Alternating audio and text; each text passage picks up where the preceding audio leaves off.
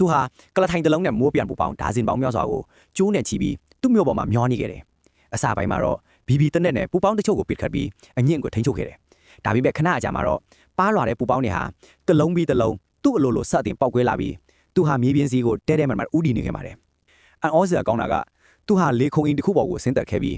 အဲ့ဒီနေရာမှာရဲတွေကသူ့ကိုအလွယ်တကူရှာဖွေတွေ့ရှိကဖမ်းဆီးခဲ့ပါတယ်